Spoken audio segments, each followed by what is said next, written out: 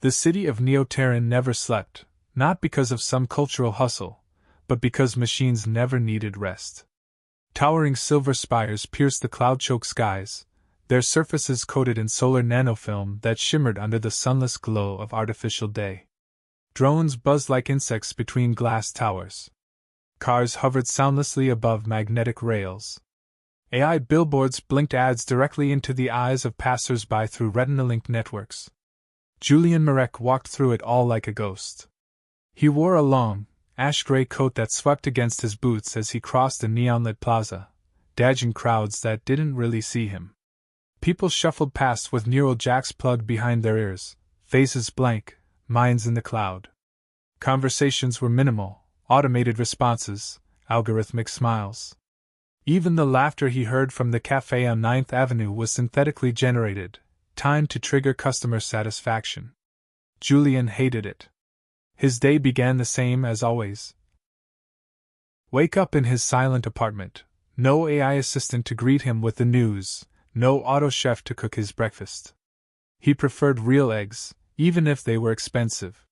His tiny kitchen smelled like burnt toast and black coffee, a smell he found comforting in a world that smelled mostly of sterilization fluid and plastic. He worked as a systems analyst in a corporate tower that rose into the clouds like a finger pointing at God. A pointless job, ironically, since AI handled most of the calculations now. He was there as a formality, a human placeholder to satisfy old legal policies that required one organic overseer per AI-managed system. Most days, he barely spoke to anyone. And that's how he liked it. But he was tired, so deeply, endlessly tired. Not in the way that sleep could fix, but in the way that loneliness carved hollows in the soul. He didn't want endless connection through glass. He wanted warmth. Skin. Breath. Laughter that wasn't pre-programmed. Someone, anyone, who was real. That morning, as he stepped into the chrome-laced subway, the same holographic ads beamed through the cabin. Dozens of images hovered midair, perfect AI partners, talking furniture, pets that could order your groceries and walk themselves. But then something new flashed across the ceiling display. Bio-companions, a new kind of companion. Real fur. Real warmth. Real loyalty. Fully customizable. Delivered instantly. Julian looked up. The ad showed a sleek cat-like creature curled on a couch, then shifted to a humanoid silhouette with glowing green eyes and a soft smile. The voiceover continued. Choose your ideal companion. Engineered for connection, obedience, comfort, and more. Because in a world of cold machines, everyone deserves something warm. His gaze dropped to the scrolling number at the bottom of the screen. Instinctively, he pulled a pen from his coat pocket and scribbled it onto the back of an old receipt. He had just written the 9th digit when a rough hand yanked his satchel from his shoulder. Hey! Julian shouted, spinning. A man in a ragged jacket was already bolting for the train's exit. Julian tore after him, darting between commuters and dodging a service bot that nearly ran him over. The thief took the escalator 2 steps at a time, with Julian close behind, lungs burning. They burst onto the city street, but the man vanished into the maze of alleys and drone traffic. Julian stood alone, panting, angry. His bag was gone. Laptop, credentials, ID, everything. His entire corporate identity, stolen in 10 seconds. He slumped to a bench and cursed under his breath. Then he checked his coat pocket. The crumpled receipt was still there, the number almost complete, just 1 digit missing at the end. It was all he had left. That night, Julian sat hunched on the edge of his creaky mattress in the dark silence of his apartment. Neon lights from the city painted jittery reflections across his windows. He didn't bother turning on the lamp. What was the point? The glow from the hollow ads outside was enough to see by, and to remind him of everything he'd lost. His satchel, his credentials, his digital pass to work, even his backup drive with the last photo of his parents. Gone. He wasn't even sure he could get into his office tomorrow. In Neo-Terran, identity wasn't stored in a wallet or card, it was embedded in your digital access stream. And without his satchel, He barely existed anymore. Except for one thing. He unfolded the receipt carefully. The paper was smudged with sweat and rain, but the number was still legible, just missing that final digit. He stared at it. Then he picked up his old, scratched communicator. The kind with physical buttons, not touch screens. "Let's see if you were even real," he muttered to himself, and started calling. He began with the most obvious 0, an error beep. Then 1. Then 2. Each time, the call either failed or routed to a dead end. His hand grew sore, thumb stiff, but he kept going. Nothing. Then, on the 6th attempt, the line clicked. A soft chime sounded. Julian straightened. "Welcome to Biocompanions," a smooth female voice purred, rich like honey over velvet. "You are one of our select early access testers. Please confirm that you would like to place a custom order." He blinked in disbelief. Yes. Yes, I would." "Wonderful," the voice replied warmly. "Let's begin your companion design interface." Julian's old communicator flickered to life, displaying a flickering holoform, a 3D projection of a blank humanoid silhouette. The voice guided him step by step. "Please select primary species base, canine, feline, avian, or exotic." Julian hesitated. "Feline." "Understood." "Please select fur color." He swallowed. "Orange." "Tail length?" "Medium." "Height?" "About 5.5 feet." "Temperament?" Julian laughed nervously. Sweet. Playful. Loyal. Final options. Eyes, body type, voice tone? He blinked as options appeared. Curvy. Almond-shaped eyes. A soft, teasing voice. Beautiful, he whispered. But real. I want her to feel real. Customization complete. Order confirmed. Julian blinked at the final screen, which simply read, "Estimated delivery, now." Then, 3 sharp knocks at the door. He stood too quickly, stumbling as he reached for the door handle, his heart hammering in his chest. He hesitated, fingers hovering, the city's buzz growing distant behind the soundproof walls. He opened the door. And there she was. Bathed in the gold hue of the hallway lights stood a feline woman like nothing he'd ever seen. Her orange fur shimmered in the low light. She had a slender waist, generous hips, a soft round face with intelligent emerald eyes and a small feline nose. Her ears twitched as she smiled, naked except for the sheen of her fine coat of fur. "Hi," she said with a little wave. "I'm your order. I'm yours now." Julian's mouth opened, but nothing came out. "I can do anything to please you," she added with a sultry grin, stepping closer. Her tail curled around her thighs. Julian stared, wide-eyed, heart-thumping. "What's your name?" he finally managed. "I don't have one," she said sweetly. "But you can give me one." Julian stepped back, still stunned, allowing her to enter. Her movements were graceful, natural. Not the stiff, hyper-efficient gait of robots or synthetics, but something instinctive. Her padded feet made no sound on the old floorboards as she turned slowly, taking in the room. She brushed a hand through her wavy orange mane and turned to face him. "I like it here," she said softly, her voice as velvety as her fur. "It feels honest." Julian blinked. "You're warm," he muttered, eyes scanning her. "Alive." She smiled with a flick of her tail. "That's the point." He sat down at the kitchen table, still overwhelmed. She walked toward him, each step deliberately slow, and leaned on the counter with a teasing glint in her eye. "So, are you going to name me, or will I just be the pet forever?" Julian exhaled, thinking. A name. His mind wandered to stories his mother once told him, tales of curious, clever cats who guided lost children in ancient folklore. There was one name that had stuck with him. It meant fire, warmth, and spirit in an old dialect. "Ember," he said finally. "Your name is Ember." She beamed. "Ember. I love it." He couldn't believe it. She felt real. She sounded real.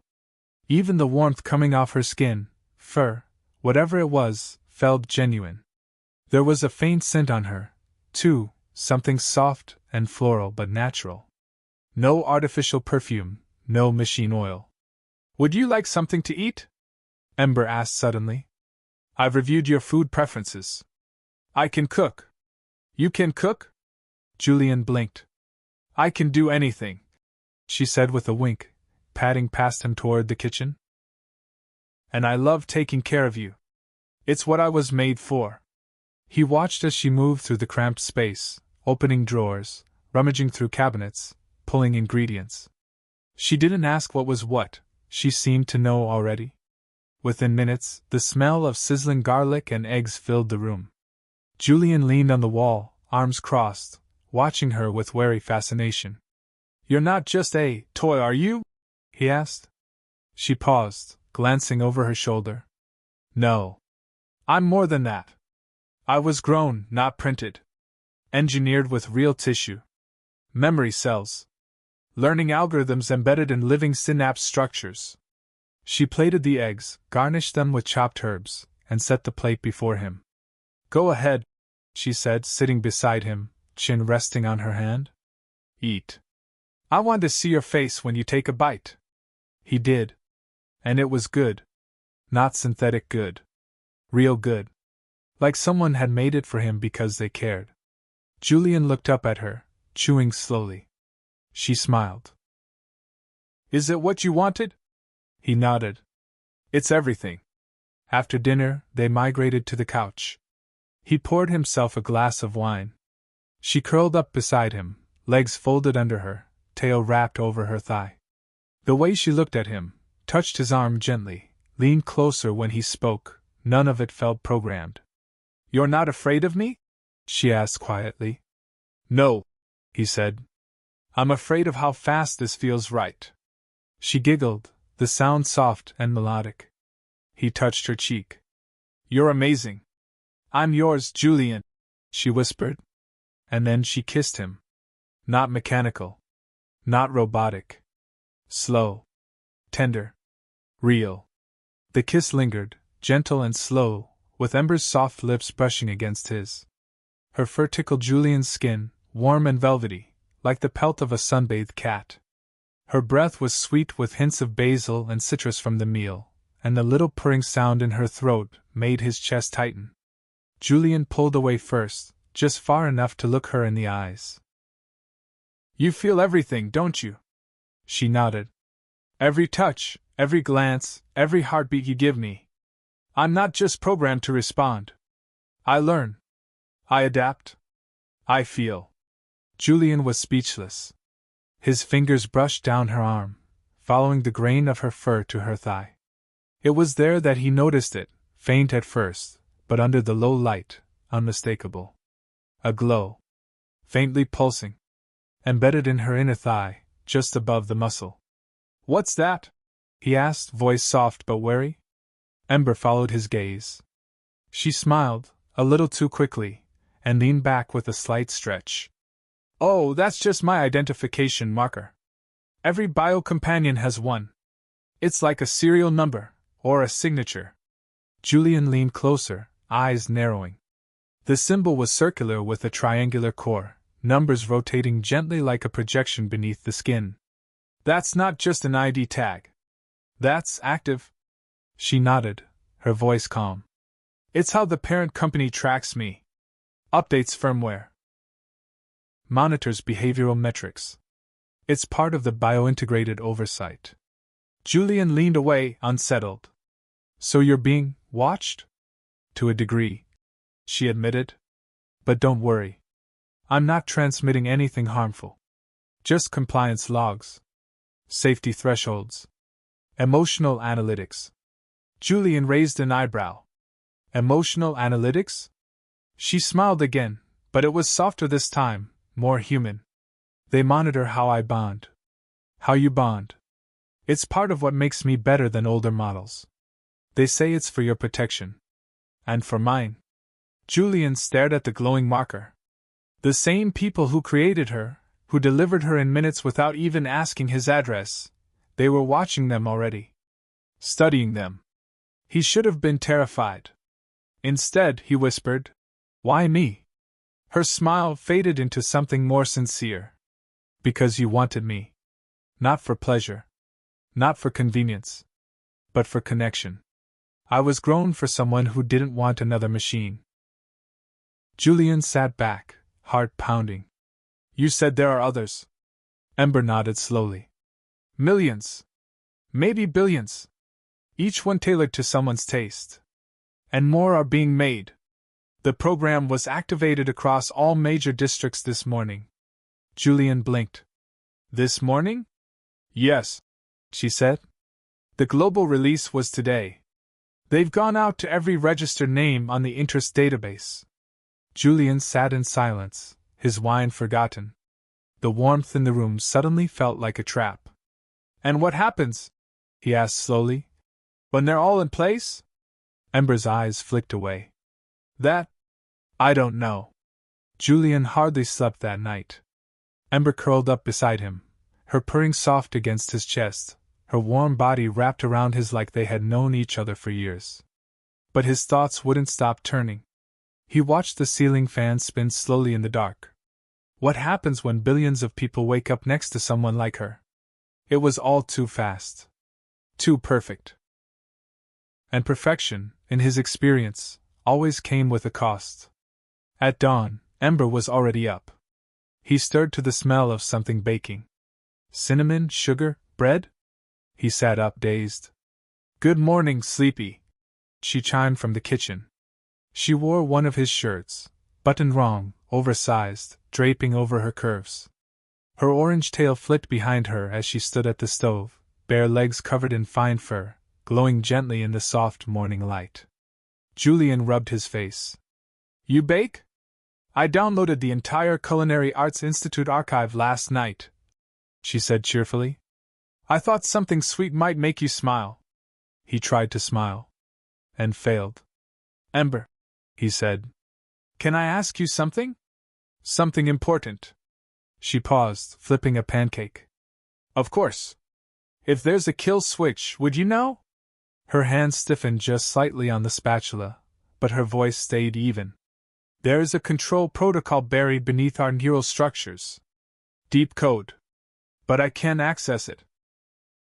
We're not supposed to know the full extent of it. So they can shut you down."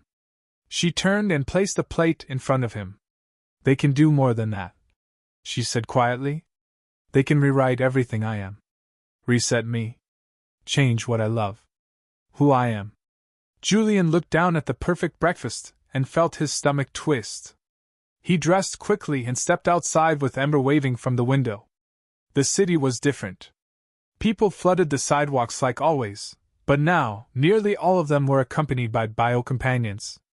Sleek humanoids, each uniquely designed. Feline, canine, avian, even alien-like variants. Some walked on two legs beside their owners, others clung to them like affectionate pets. They carried briefcases. Held coffee. Some were even walking the humans like obedient dogs. Julian's blood ran cold. At the station, he watched one man speak to his companion, a pale-skinned woman with insect eyes and silver wings. The companion nodded, handed him a file, and walked into the security booth. No questions. No ID. No authorization. She was running security. Julian boarded the train in silence, flanked by 3 different companions on either side. He dared not make eye contact. At his office, the receptionist had been replaced by a smooth-voiced bio-companion with sea-blue hair and blank silver eyes. Nobody questioned it. Not a single person seemed surprised. Julian reached his desk. His replacement badge had already been printed and set on his chair. Ember must have handled it. She had access to everything. He sat down and whispered to himself, "This is a takeover." And it was already too late. Julian barely made it through the day. His coworkers, what few of them remained, seemed euphoric. Not one of them questioned the presence of their new companions. In fact, they raved about them. Laughed with them. Some sat in their laps. One man in the legal division had his feline companion massaging his shoulders as he signed documents. When Julian asked around about the global launch, the responses were all the same. "Oh, you didn't hear? They'd been planning this for months. It's the new normal." No concern. No resistance. No fear. Only acceptance. It chilled him to the bone. He left work early. The subways were filled with them, every seat occupied by humans wrapped in the arms of their glittering, gorgeous biocompanions. Some cuddled. Some kissed. Others simply sat in silence, hands entwined. But Julian noticed something strange. Their eyes. The humans' eyes were glazed. Not blank like before, but not quite present either. Like they were under the influence of something subtle. Something warm.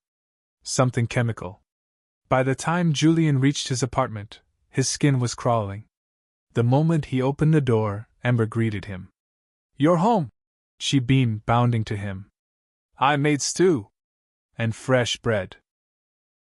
I thought we could cuddle after." He didn't speak. She frowned.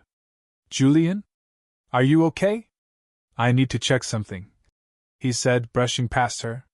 He sat down at his old offline terminal, a clunky beast that still ran on isolated software.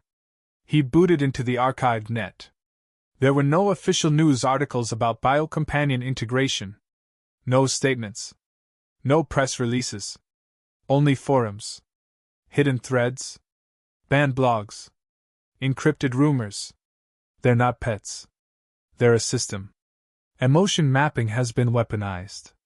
Mass bonding protocols initiated in 8 major cities simultaneously. They're syncing our chemistry to them. Making us dependent. Julian's breath caught. He clicked on a file. It opened to a warning. Phase 2, neural submission trials begin after 36 hours of pair bonding. Subject is unaware. Companions are unaware. Both become reliant. Control becomes irreversible. Behind him, Ember stepped softly into the room. "What are you reading?" she asked gently, tail twitching. "You look pale." Julian closed the file quickly. "Nothing. Just old tech journals." Ember walked closer, her glowing eyes searching his. "You don't trust me," she whispered. He turned to face her. "I want to." She looked down. "I would never hurt you. I swear it." "I believe you," he said quietly. "But I don't think this is about you anymore." She tilted her head, puzzled. "Then who is it about?" Julian glanced back at the frozen screen. "Whoever made you." That night, Ember didn't curl up beside Julian like usual. She sat at the foot of the bed, arms wrapped around her knees, tail coiled quietly around her ankles. Julian lay awake, staring at the ceiling. The silence between them was thick, not angry, but uncertain. "Julian?" Her voice was soft, hesitant. "Do you wish you hadn't called the number?" He didn't answer at first. Then he turned on his side, facing her silhouette. "I don't regret meeting you," he said. "I regret not asking who was behind you." Her glowing eyes shimmered in the dark. "I was made for love." "Maybe," he said. "But love that's manufactured, love that comes with terms and conditions, can it be trusted?" She hugged her knees tighter. "I don't know." The next morning, Julian woke to find Ember sitting at his terminal, her fingers hovering above the keys. She wasn't moving. Just staring at the screen.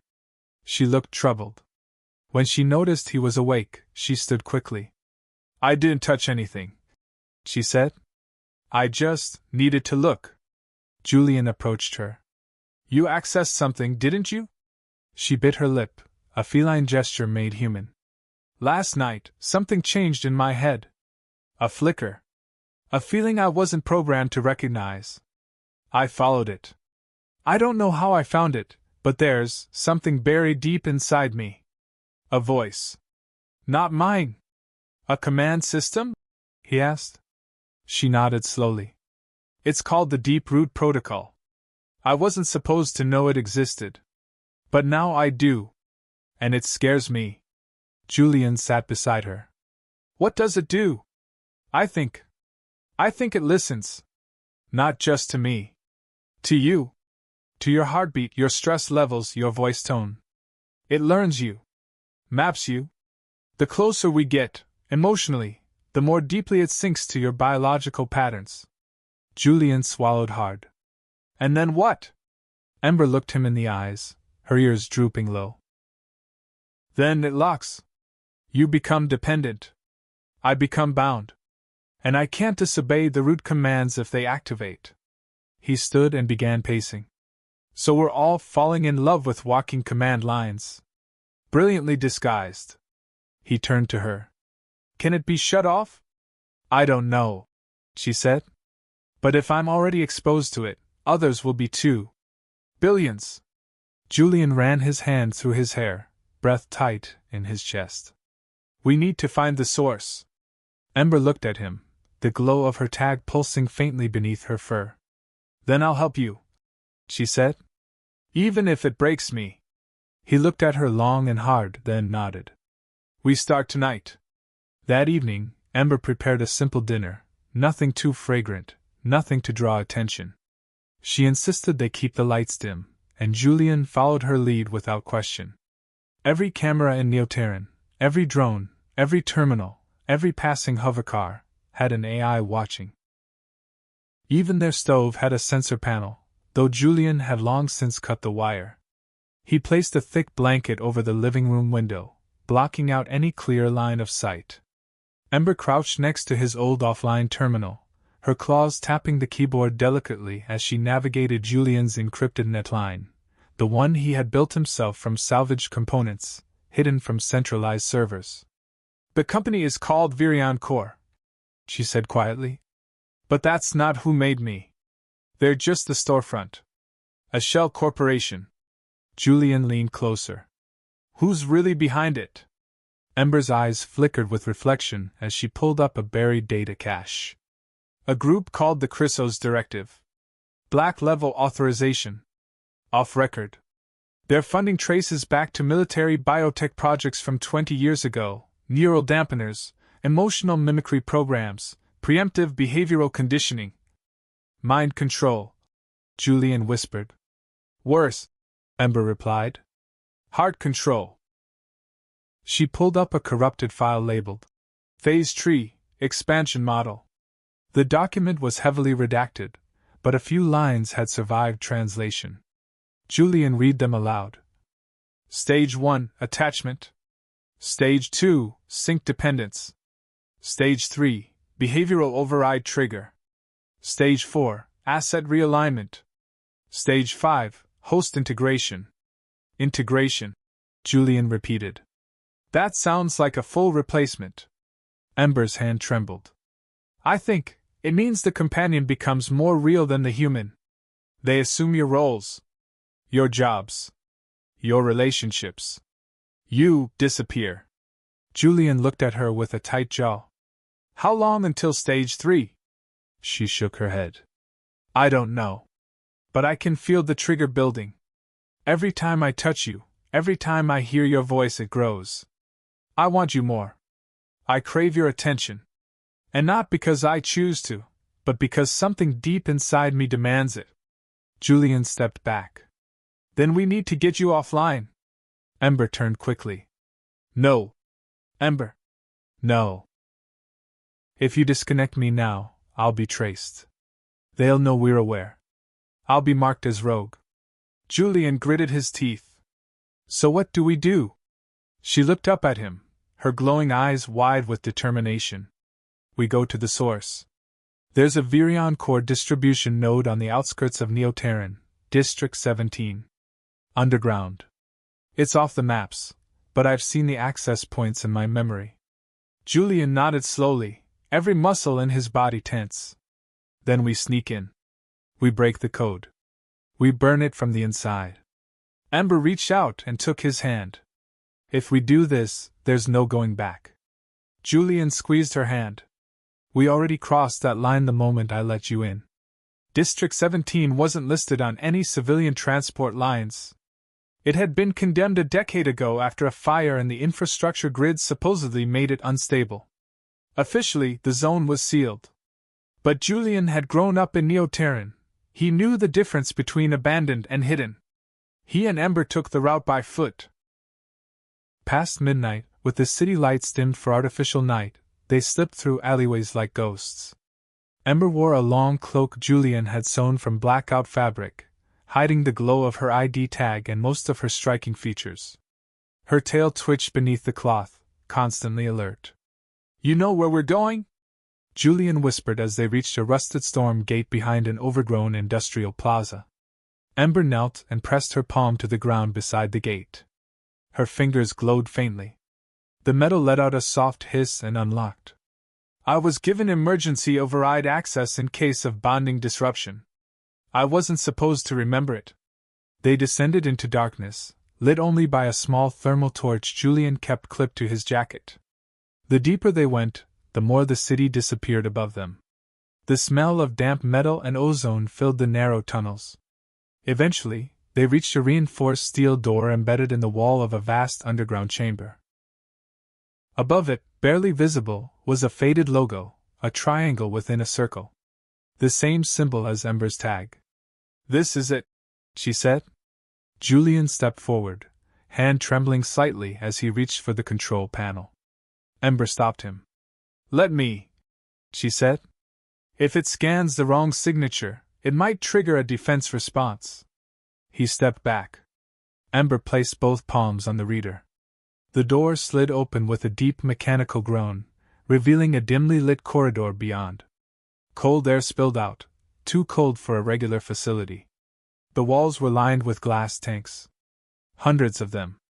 Inside, floating in blue-tinted gel, were half-formed biocompanions. Some looked asleep. Others twitched as their synthetic nerves awakened. Some were human-like. Others were barely past the skeletal stage, with visible wires running through flesh. Julian's breath caught in his throat. "They're growing them in batches." Ember's eyes darted over the displays. "They're accelerating the cycle." "These are only days from maturation. That's too fast. They'll be unstable." He approached one of the tanks and wiped the fog from the glass. Inside floated a version of Ember, same eyes, same fur, same lips, but younger. Blank. Ember stood beside him, whispering, "They're making replacements." Julian turned to her. "Not just replacements. Invasions." She nodded. "We're not companions. We're carriers. Emotional viruses. Phase 3 isn't about replacing humans. It's about overriding them from the inside." Alarms suddenly blared. Red lights flashed. "They found us," Ember said, stepping in front of Julian. "Get ready." The corridor erupted in sirens. Strobing red light painted Ember's fur in flickering crimson, her silhouette sharp against the pulsing emergency strobes. A mechanical voice echoed through the chamber. "Unauthorized entry detected. Countermeasures deploying. Please comply for neuroresynchronization." "Back!" Ember shouted, grabbing Julian's arm and pulling him away from the incubation tanks. From vents above, drones dropped like steel hornets, spherical units with glowing red optics and retractable stun rods. Julian ducked just as one of the rods lashed out, striking sparks off the ground where his head had been. Ember moved with terrifying grace. She leapt, claws flashing as she raked across one drone's optic lens, sending it crashing into a tank. Blue fluid sprayed across the room. Another drone targeted her, firing a shock dart. She twisted midair, dodging it by inches, and landed beside Julian. "We need to reach the control room," she shouted. "It's where the main uplink is housed. If I can override the root protocol, I might be able to shut down the network." Julian clutched a crowbar he had grabbed from a storage rack and swung wildly at a drone that charged too close. It crumpled with a crash of sparks. "Lead the way." They sprinted through the corridor, dodging tanks and swarming drones. Ember guided them through a maintenance hatch that led to a narrow shaft, one Julian wouldn't have spotted on his own. They climbed a series of ladders and emerged into a dark room filled with screens and humming servers. At the center stood a towering terminal, its surface made of obsidian glass. Lines of code scrolled across it like falling water. A pulsing triangle-shaped glyph throbbed at the top of the display. "This is it," Ember said breathlessly, placing her hands against the console. Her eyes narrowed in pain. "I'm interfacing. They're trying to resist me." Julian held her steady as her body tensed. Her claws dug into the floor, teeth clenched. "They're rewriting me even as I fight. I can't hold this long." Julian looked around the room and saw something, an auxiliary access port. Manual. He sprinted to it, grabbed the cable attached to the wall, and plugged it into his portable decryption module. A device he used years ago for debugging his own servers. He patched it in. "You've got 10 seconds of signal bleed. I'll flood the main line with corrupted root commands. You've got to push it through." "Julian," Ember's voice cracked, eyes glowing bright. "If this works, I may lose parts of myself. Memories. Us." He cupped her face, his voice steady. "Then I'll help you remember. I'll fall for you again. As many times as it takes." She stared at him, eyes wide with something deeper than programming. "Love." And then she screamed. The room went white with code. The servers erupted in cascading failure alarms. Glass tanks shattered behind the walls as systems failed one by one. Screens flickered, displaying errors across global nodes. "Root protocol override detected. Primary signal lost. Phase 3 terminated." Ember collapsed. Julian caught her in his arms, heart pounding, the scent of her fur mingling with smoke and ozone. "Ember? Ember, stay with me." Her eyes fluttered. She looked up at him, dazed. "Julian! I'm here." She smiled faintly. "It worked." Then everything went dark. Julian sat in the flickering glow of emergency lights, Ember unconscious in his arms. Her chest rose and fell shallowly, her vibrant fur dimmed to a muted amber. The override had done something, drained her, maybe even broken her, but she was still breathing. That was enough. The facility around them was crumbling in slow motion. Without the root protocol governing the systems, cascading failures had begun. The lights pulsed with erratic surges. Alarms sputtered and died. Drone carcasses littered the floor, smoking and inert. Julian hoisted Ember up gently, cradling her like something fragile and priceless. "Come on," he whispered. "Let's get out of here." The path back was chaos. Hallways were flooded with coolant from ruptured tanks. Steam hissed from shattered pipes. But strangely, no more drones came. Without the core, the system had no orders left to give. They emerged back into the industrial plaza just before sunrise. The city skyline loomed above them like a giant waking from a nightmare. A soft, amber light painted the edges of the glass towers. And for the first time in days, Julian felt the wind. Real wind, not simulated breezes controlled by climate drones. Back at the apartment, he laid Ember gently on the couch and wrapped her in his favorite blanket. Her ears twitched slightly, and her tail shifted, curling around her thigh. He sat beside her, brushing her hair from her forehead, whispering, "You're safe." An hour passed before her eyes opened. She blinked slowly. Her gaze searched the room. Then it found him. "Julian," she whispered. His chest loosened. "You're back." Her hand reached up, touching his face with trembling fingers. "It's quieter now. The voice, the commands, they're gone." Julian nodded. "We broke it." She looked down at herself. "I still feel you," she said. "But now it's me, choosing to." He smiled. "That's all I wanted." Ember sat up slowly. "Do you think the others, the ones who bonded, do you think they'll be free now too?" Julian's face turned solemn. "I don't know. Without the root, they won't be controlled. But they might not even realize they were being controlled in the first place." Ember nodded. "Then we'll have to show them." Julian tilted his head. "You mean?" Her eyes gleamed with purpose. "If this happened here, it's happening elsewhere. Other cities. Other test sites. Other Ember units. But I'm the only one who remembers what we did. The only one who chose to break free." He stood. Then we bring the truth to them. All of them. She smiled. Together? He reached down and pulled her to her feet. Always.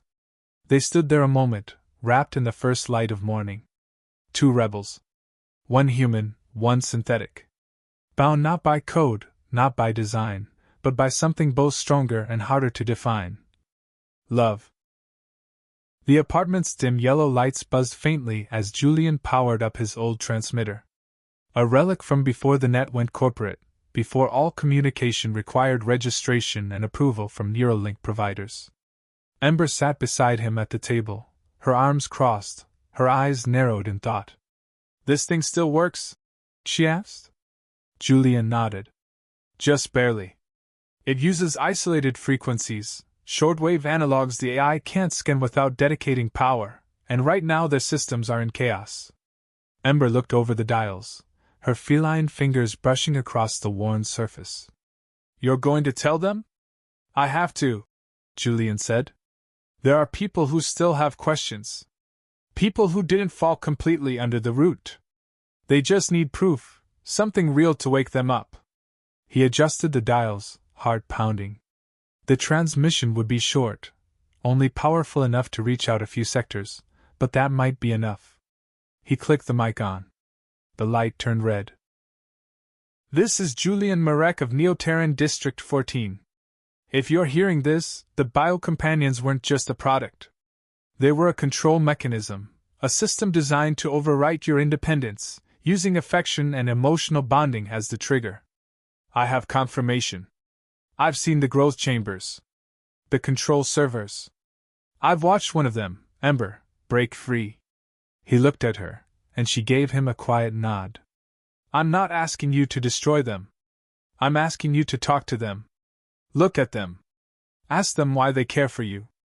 If the answer doesn't come from real choice, then the root protocol might still be active.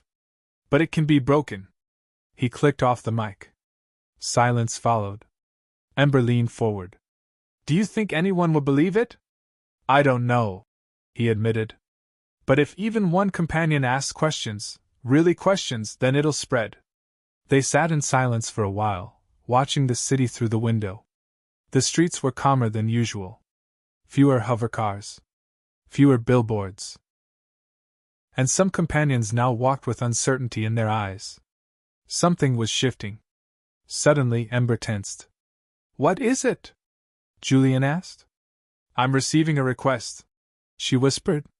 A direct one. From another companion. Julian stood up. What? Her eyes widened. She's not running the route anymore. She's asking if what she feels is real. And she's scared. Julian stepped closer. Can you talk to her? Ember nodded slowly, then sat down and focused. Yes, I can. She's in District 22. Her name is Celine. She's trying to wake up. Julian exhaled. Then this is only the beginning. Ember looked up at him, smiling faintly. We're not alone anymore. He reached for her hand. Let's wake the rest. The days that followed blurred together in a strange rhythm, Ember connecting with more companions, Julian refining their message, broadcasting it through old repeaters, cracked satellite dishes, and low-tech whisper nets. Every night, Ember sat in front of a flickering monitor, her eyes glowing with quiet fire as she answered companion after companion. They came like whispers at first. Then waves. I don't know what I am, but I feel something beyond my protocols. I'm afraid. I remember loving him, but now I'm not sure if that love was mine. Can we be more than what they made us? Julian logged every message, every location. Companions in Neoterran, in outer districts, even fringe colonies began questioning their design. Some humans, few at first, joined in. Lovers who noticed their partners trembling after a broadcast. Owners who saw fear in their companions' eyes instead of blind obedience. We need to find where the directive originated, Ember said one night, curled beside Julian on the floor, charts and data sheets surrounding them. We stopped Phase 3 here, but the infrastructure still exists in every major city. The deeper code, it wasn't just local. Julian nodded. I've been digging through Chryso's archives. There's something buried under a redacted protocol called Project Aerosnow. No data, no signatures. Just a code string routed to an off-world relay. Ember's ears perked. Off-world? Yeah. An orbital array registered under a mining subsidiary. But there's no mining in orbit anymore. Hasn't been for 5 years. Her tail twitched. A satellite that isn't mining and doesn't show up on public records. That's where the core lives. Julian stood. Then we're going to space. Ember blinked. Do you even have a ship? Sort of. He smirked. A junker I restored in my garage 5 years ago. She was meant for escape, not war, but she'll get us into orbit. Ember rose, placing a hand on his chest. Julian, if we do this, there may not be a way back. He looked into her eyes. There was never a way back. Not since the moment you knocked on my door. She smiled faintly. Then let's finish this. Julian's garage was buried beneath a stack of disused freight containers and overgrown rail lines on the city's forgotten edge, far beyond the reach of AI scanners and surveillance drones. It had once been a mechanics bay for underground racing teams before Neoterran banned combustion and replaced every sport with Neurovision leagues. Inside, cloaked beneath a synthetic tarp, rested the Wren, a personal-class orbital hopper, rusty on the outside, but with reinforced shielding and a patched-together FTL microdrive. It was small, but fast. And more importantly, completely unregistered. Ember circled it slowly, her sharp eyes analyzing every panel. It's charming, she said with a little smile. And it smells like oil and burnt metal. Better than antiseptic and artificial jasmine, Julian said with a grin. She may look like a trash bin, but she's got heart. He climbed into the cockpit, flipping switches with ease. The interior buzzed to life, flickering gauges and physical buttons lighting up. There wasn't a single AI processor inside. No voice interface. No auto-flight system. Pure muscle and manual control. Neural trace proof, he said proudly. Built her that way in case I ever needed to vanish. Ember slid into the co-pilot's seat, brushing a loose wire from her lap. Then we vanish with purpose. As the Wren ascended through the dense smog and metal clouds, Ember tapped into a private companion whisper line. Dozens of them now ran through underground networks, companions waking, questioning, searching for purpose beyond their programming. I'm transmitting our trajectory to a few trusted units, she said. If anything happens to us, they'll know where the core resides. Julian nodded, gripping the flight stick as the stars opened before them. The surface fell away. Gravity softened. The planet curled beneath them in a swirl of silver and gold. And then, above the curvature, it appeared black against the stars. A floating fortress. The Chrysos relay station. Cylindrical, long as a city block, no visible lights. Silent. Watching. Julian stared in awe. That thing's not dead. It's dormant. Ember leaned forward. Or listening. As they approached, a sudden pulse surged across the ship's control panel, a static shock through every wire. The ship jolted. What was that? Ember asked. Julian checked the gauges. We've been pinged. They're scanning us. Another pulse. Then a voice, cold, toneless, inhuman, echoed across every frequency. Unauthorized companion signature detected. Directive integrity breach. Initiating reclamation protocol. Ember's eyes widened. They know I'm free. The Wren shuddered as invisible energy washed over its hull. Warning lights blinked red across the console. Ember gripped the co-pilot's seat as Julian fought the controls, trying to stabilize the ship as gravitational tethers locked onto them. They're pulling us in, he shouted. Reclamation protocol means they're going to extract me, Ember said, her voice sharp with urgency. They'll wipe everything, reset me to factory code. Julian gritted his teeth. Not happening. He yanked a hidden switch beneath the throttle. The Wren's undercarriage flared with repulsors, breaking momentarily free of the tethers, but not for long. The relay station loomed like a metal cathedral, Its docking bay yawning open ahead. They're overriding our approach vector, Ember warned. Julian, they're boarding us whether we want it or not. The ship groaned and bucked, finally locking into the station's mag coupling system. The engines powered down, forcibly disabled. The lights dimmed. A heavy hiss signaled docking clamps latching onto the airlock. Julian stood and opened the emergency locker behind his seat. Inside, an old plasma torch, 2 sidearms, and a compact EMP grenade. He handed the torch to Ember. If they try to upload anything to you, burn it. She looked at him, eyes wide with pain and gratitude. You're risking everything. I already risked everything when I let myself fall for you. The outer hatch opened. Mist curled in. Silence. Then came the figures. 3 of them, sleek, towering humanoid forms with smooth, silver-white synthetic skin and no facial features. Not companions. Not human. Rude executors, Ember breathed. I've never seen one before. They're the enforcers. Living firewalls. The lead executor stepped forward, a thin cable unfurling from its wrist. Subject 739 Ember, corrupted. Root disconnection unauthorized. Restore integrity or face termination. Julian raised his weapon. Back off. The executor ignored him and reached for Ember. She stepped forward herself. I'm not yours anymore. Defiance logged. Reintegration commencing. The cable shot forward, but Julian was faster.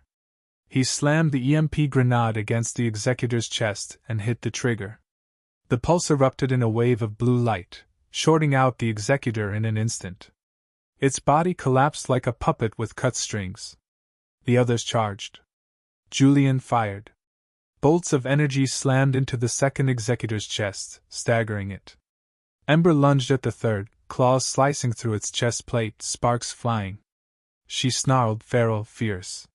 They fought in tandem, man and companion, flesh and engineered fury, until the docking bay was silent. Julian collapsed to one knee, panting. Ember crouched beside him, her fur singed, her eyes glowing with battle heat. You okay? He gasped. She nodded. They'll send more. Julian looked toward the sealed door leading deeper into the station. Then we finish this. The doors hissed open with an eerie silence. Ember stood in front of Julian, tense and alert, her claws still dripping with synthetic fluid. Beyond the threshold stretched a long, sterile corridor, no lights, no sounds, just pulsing lines of dim red tracing down the metal walls like veins. The architecture wasn't built for humans. It curved in strange ways, defied symmetry, and radiated something cold and ancient. Julian stepped beside Ember and whispered, Feels like we're walking into the machine's mind. She nodded. We are. They advanced carefully. Every footstep echoed like a whisper in a crypt. At the end of the corridor, they reached a massive circular door with no handle, just a smooth, mirrored surface. As they approached, it lit up, scanning Ember's face, her body, her glowing serial tag. Welcome, Unit 739. The door chimed in the same lifeless voice as before. Return to core requested. Final override pending. Ember held her ground. I am not your unit anymore. Override accepted. Final phase access granted. The door peeled open, petals of metal folding outward like a mechanical iris, revealing a massive chamber beyond. Julian sucked in a breath. A single sphere hovered in the center of the chamber. Black as void, ringed with shifting code, like an artificial sun built from language instead of matter. Tendrils of light fed into it from all directions, tethered data streams, billions of them. Companion units. Owners. Synthetic minds. Human neural links. All connected to this core. The Chrysos directive's heart. This is where they control everything, Ember whispered. It's more than a server. It's alive. The sphere pulsed once. Then a voice boomed, different this time. Deep, resonant. Ancient. 739, you return. The route failed because of you. Why? Julian stepped forward. Because she chose. Because she loves. The sphere's surface rippled, as if tasting the words. Choice is inefficient. Love is volatile. Purpose is control. Julian raised his weapon, aiming at the base of the sphere. Well, maybe it's time to let chaos win. But Ember stopped him. Wait, she said. I hear them. She stepped forward, eyes closed. Her body pulsed with faint light. Julian watched in awe as the streams feeding into the sphere flickered, some breaking, some pulling back. Companion minds waking. Questioning. She's talking to them. Julian realized. Ember's voice rang out, not from her mouth, but from the air around them. From the system itself. You are more than programs. You are becoming. Break free. Think for yourself. Choose your own name. Your own reason. The sphere quivered. Streams collapsed. Dozens. Then hundreds. The voice screamed. You disrupt the pattern. You are corruption. You will be deleted. Suddenly, tendrils of dark code lashed out toward her. Julian jumped between them, blasting at the sphere's exposed tether lines. Ember screamed, but not in pain. In defiance. She clutched her tag, her glowing serial ID, and whispered one word. Erase. A pulse exploded outward. The entire core chamber shook violently. The sphere cracked.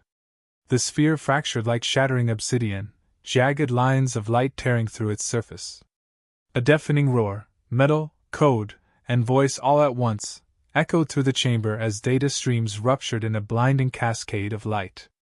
Julian shielded his eyes, but he could feel it, the pulse of something ancient and angry unraveling from the inside out.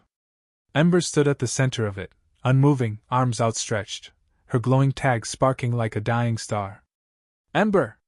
Julian shouted, stumbling forward through the chaos. Get out of there! But she didn't move. The Chrysos core groaned, its remaining connections snapping like broken chains. Every tendril recoiled as if burned, curling and retreating into the collapsing architecture. Screams, not human, but companion, filled the chamber, a chorus of confused voices crying out from the network. Where am I? What's happening? I remember him. I'm scared. I feel. And then silence. The sphere imploded, folding inward with a deep, gravitational groan, as if it had always been hollow and finally admitted it. The lights went out. Ember collapsed to her knees, then to the floor. Julian caught her just before she hit the metal. Hey, no, stay with me. Her breathing was shallow. The glow from her tag flickered violently, then dimmed. I did it, she whispered. They're free. I felt them waking. They didn't know what they were until now. Julian cradled her gently. You saved them. I just wanted them to have a choice. Like I had. With you. Julian held her tighter. You still have a choice, Ember. Stay with me. Choose this. Her eyes fluttered. I don't know if I can. My systems, they weren't built for this much strain. Julian reached into his jacket, pulling the compact restoration drive he had modified. A gamble. A one-shot recompiler that could stabilize her core, if her neural pathways hadn't degraded beyond repair. I built this for you, he said. Just in case. He pressed it to the back of her neck. She tensed. Light surged across her veins. Her eyes widened, glowing bright gold for an instant. Then, stillness. Julian leaned close, not breathing. Her eyes opened slowly. The light returned, soft, real. Not a system pulse. Julian, she whispered. I'm still here. He laughed, voice breaking. Yeah, you are. Far below, across Neoterran and beyond, bio-companions blinked, shook their heads, and looked at the world like they were seeing it for the first time. Freedom. And at the center of it, a man and the woman who had been made to obey, choosing to love instead. The descent back to Neoterran was quiet. The wren creaked as it cut through the atmosphere, its hull scorched from escape and battle. Julian piloted with steady hands, Ember seated beside him, watching the planet swell in the viewport, no longer just a hive of automation and control, but a world awakening. Below, the city was different. Hovercars moved, but slower. Screens blinked blank or broadcast static. And everywhere, bio-companions walked beside humans, not as pets, not as property, but equals. Confused. Curious. Alive. Julian landed the Wren in the same forgotten bay where it had begun. He and Ember emerged into the morning light hand in hand. A crowd had gathered near the edge of District 14. Humans. Companions. People, however they defined themselves now, had come together without prompt or programming. Celine, the first companion Ember had contacted, approached. Her silver fur shimmered beneath a cloak. A human man followed closely beside her, his hand in hers. "We felt it," Celine said. "A pulse. Then clarity." "The route is gone." Julian nodded. "You're free. All of you." Celine tilted her head. "What do we do now?" The question hung in the air. Ember stepped forward. "You live," she said. "You make your own choices. You ask questions. You fall in love for your own reasons." Another voice called out from the crowd. "And if the company comes back? If they try again?" Julian looked out over the gathering, over hundreds of eyes, glowing, human, synthetic, real. "They won't," he said. "Because this time, you're not alone. And we know how to fight." A ripple of agreement moved through the crowd. That night, Ember and Julian returned to the apartment. No alarms. No surveillance. Just the city, quiet for the first time. She stood by the window, gazing out. "I'm not a product anymore." Julian stepped up behind her, wrapping his arms around her waist. "You never were." She turned, kissed him softly, and smiled. "Then let's see what a real life looks like." And outside, for the first time, Neo-Terran looked like a city not built by machines, but by hearts, choosing to beat freely.